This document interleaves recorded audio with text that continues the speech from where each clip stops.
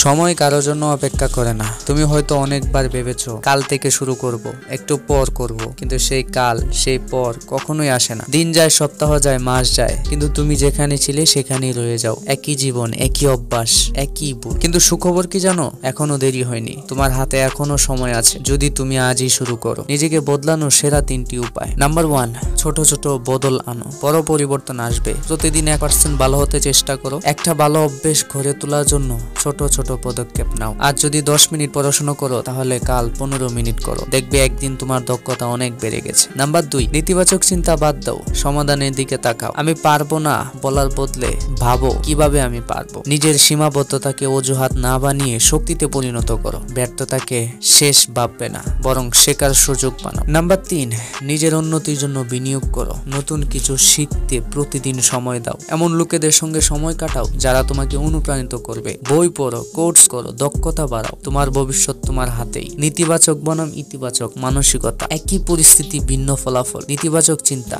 আমার জীবন তো এমনই, কিছু পরিবর্তন হবে না, আমি চেষ্টা করলেও ব্যর্থ হব, আমার পর্যাপ্ত সময় নেই। ইতিবাচক চিন্তা, যতক্ষণ শ্বাস আছে ততক্ষণ আশা ছাড়াচ্ছে, আমি চেষ্টা করব, ব্যর্থ হলেও শিখবো। অন্যদের জন্য সময় বের করতে পারলে নিজের জন্য সময় বের করা সম্ভব। একমাত্র ইতিবাচক চিন্তাই তোমাকে সামনে এগিয়ে নিয়ে যেতে পারে। শেষ কথা, সময় চলে গেলে আর ফিরে আসবে না, কিন্তু তুমি চাইলে আজ থেকেই বদলাতে পারো। 1 বছর পর তুমি চাইবে, যদি 1 বছর আগে শুরু করতাম। কিন্তু যদি তুমি আজই শুরু করো, 1 বছর পর তুমি নিজেকেই ধন্যবাদ দেবে। তাহলে আর দেরি কেন? শুরু করো এখনই। তোমার সময় এখনই, তোমার ভবিষ্যৎ তোমার হাতেই।